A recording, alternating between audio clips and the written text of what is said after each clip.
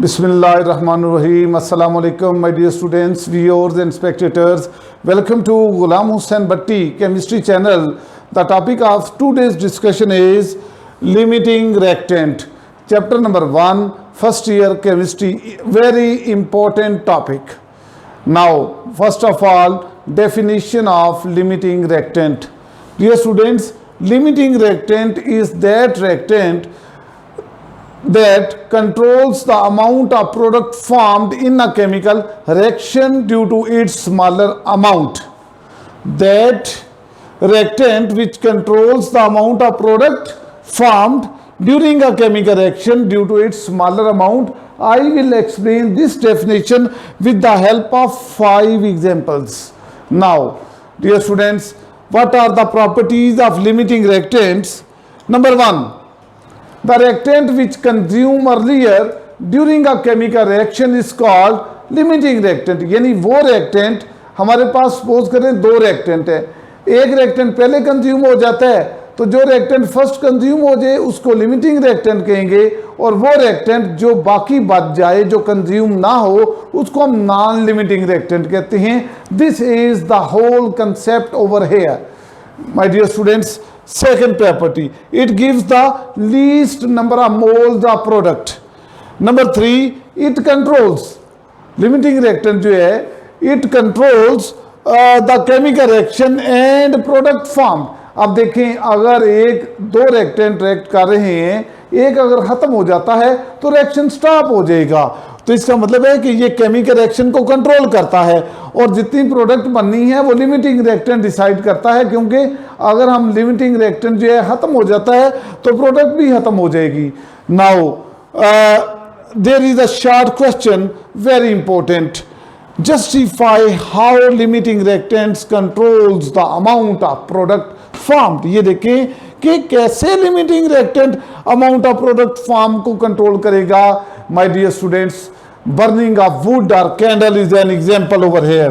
कि burning of wood, अब हमारे पास wood है, उसकी burning करें तो wood जितनी देर तक जलती रहेगी वो जो है हमारे पास जो है प्रोडक्ट बनता रहेगा. जब wood की burning खत्म हो जाएगी तो रिएक्शन खत्म. और इसी तरह कैंडल की अगर एग्जांपल लें, जितनी देर तक कैंडल वैक्स ऑफ कैंडल ख़त्म नहीं होगी, कैंडल की जो वैक्स है वो ख़त्म नहीं होती, उतनी देर तक रिएक्शन चलता रहेगा. इसलिए वुड या कैंडल ऑफ वैक्स, इनको हम क्या कहते हैं, लिमिटिंग रिएक्टेंट. अब जबकि इसमें दूसरा कौन सा पार्ट होता है, कैंडल और वैक्स में ऑक्सीजन. ऑक्सीजन जो है एयर के अंदर मौजूद होती है, वो कभी भी ख़त्म नहीं होगी, तो oxygen is non limiting reactant, while would and candle of wax is limiting reactant. And number 4, my dear students, limiting reactant is present in lesser amount. आपको मैंने बताया कि वुड और कैंडल ऑफ वैक्स जो है लिमिटिंग रिएक्टेंट है, इनकी amount कम होती है, जबकि ऑक्सीजन जो है अनलिमिटेड होती है. These are the 4 properties of limiting reactants. Dear students, what is called non-limiting reactant? Dear students, the reactant which is left behind during a chemical reaction, जो कंज्यूम नहीं होगा, जो बाकी बच जाएगा, उसको हम क्या कहते हैं, non limiting reactant. It does not control the amount of product formed. For example, burning of would और candle. in case of burning of wood and candle, oxygen is the non-limiting reactant, and non-limiting reactant is always in exact amount. This is some information regarding what is called non-limiting reactant. Yes, students, suppose that we have reacted hydrogen and oxygen and water is produced. Hydrogen, when we react hydrogen and oxygen, water will be formed. Now, hydrogen has 2 moles, oxygen has 1 mole, while in case of water 2 mole will be there. Now, hydrogen, amount of hydrogen 2 को 2 से multiply करें 4 gram of hydrogen, 32 gram of oxygen, 16 multiply by 2, and here water कितना है जी 18 ग्राम. 18 gram one water molecule के लिए and 2 water molecules are there, 36 gram of water.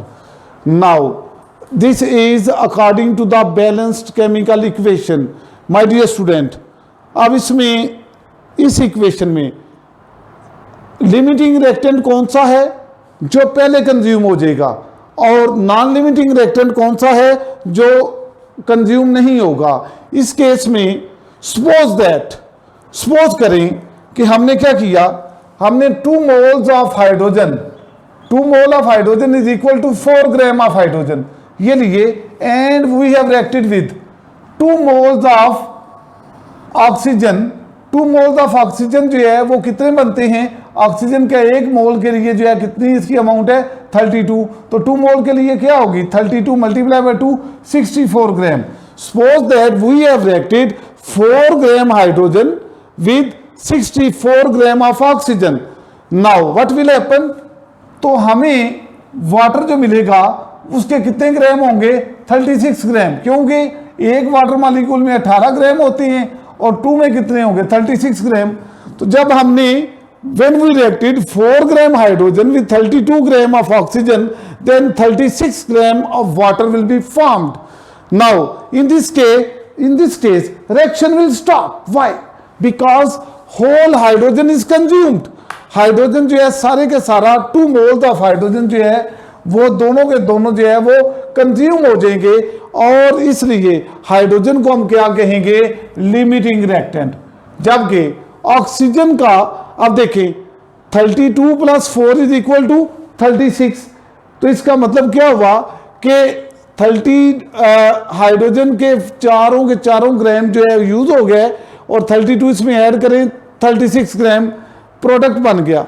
तो इसका मतलब क्या हुआ कि हमने इनिशियली कितनी ऑक्सीजन ली हुई थी 64 ग्राम, तो 64 ग्राम में से ऑक्सीजन कितना यूज हुआ 32 ग्राम। इसका मतलब क्या हुआ ऑक्सीजन के कितने मोल यूज हुए 1 मोल, तो इसका मतलब है ऑक्सीजन का 1 मोल यूज हुआ और 1 मोल ऑक्सीजन, और 1 मोल ऑक्सीजन किसके इक्वल है 32 ग्राम के, वो क्या रह जाएगी वो बाकी रह जाएगी। इसलिए इस केस में जो है वो 1 मोल ऑफ ऑक्सीजन जो है यूज हो जाएगी एंड 1 मोल ऑफ ऑक्सीजन जो है वो क्या रह जाएगी वो left behind, and in this way 1 mole of oxygen will left behind. Therefore we can say that hydrogen is limiting reactant because it has consumed earlier, while in case of oxygen it is non-limiting reactant because 1 mole of oxygen is still left behind.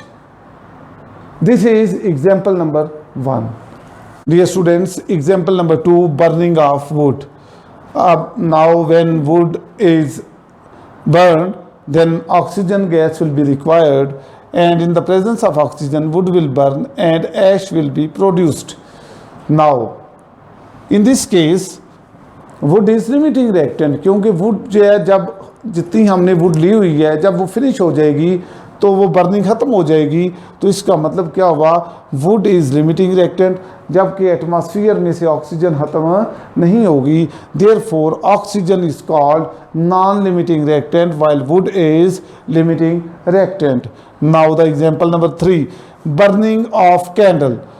Dear students, in the case of burning of candle you know that candle के अंदर wax होता है, जो जब तक wax रहेगा candle की burning होती रहेगी। अब in this case when candle wax it अब हमने उसको बर्न करना है, इग्नाइट करना है, तो ऑक्सीजन चाहिए। तो when oxygen gas is reacted with candle then burning of flame will start, और ये जो बर्निंग है वैक्स जो है ये उतनी देर तक जारी रहेगी जब तक जो है वैक्स खत्म नहीं होगा।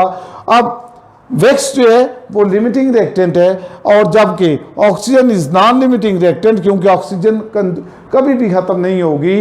Wax is limiting reactant because it is consumed earlier, oxygen is non limiting reactant as it is left behind.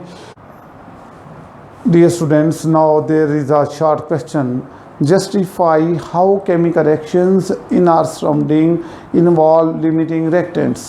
Its answer is that burning of wood and wax are present in environment and natural process, and both wood and wax are limiting reactants, and in case of oxygen which is used is non-limiting reactant. Now dear students, I want to tell you very interesting example that we have, suppose that we have 30 kebabs and 58 slices, and we want to prepare the sandwiches, and for the preparation of one sandwiches 2 slices will be used, and there are total number of slices are 58.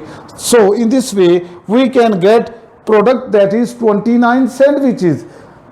So in this case all the slices have been consumed, therefore all 58 slices are called limiting reactants, while there were 30 kebabs and only 29 kebabs have been used, therefore one kebab is left behind, therefore kebab is called non-limiting reactant. Dear students, example number 5, suppose करें कि हमने 2 table बनाने हैं, 2 table बनाने हैं। हमारे पास table बनाने के लिए 2 टेबल टॉप्स हैं और 9 लेग्स मौजूद हैं। जब हम दोनों टेबल बना लेंगे तो बोथ टेबल टॉप्स जो है वो 2 टेबल बनाने में यूज़ हो जाएगी, और एक टेबल बनाने के लिए कितनी लेग्स यूज़ होंगी? 4, और 2 टेबल बनाने के लिए कितनी लेग यूज़ हो गई? 8। तो हमने लेग्स कितनी दी थी? 9। तो इसका मतलब है 1 लेग विल लेफ्ट बिहाइंड, और जो टेबल टॉप हैं वो दोनों कंज्यूम हो गए, तो टेबल टॉप जो है नॉन लिमिटिंग रिएक्टेंट होंगे, जबकि 1 लेग जो बाकी रह जाएगी उसको हम नॉन लिमिटिंग रिएक्टेंट कहेंगे। It is a daily life example. Dear students, now identification of limiting reactants. What are the identifications of limiting reactants? Number 1, calculate the number of moles from the given amount of reactants. Number 2, find out the number of moles of product with the help of balanced chemical equation.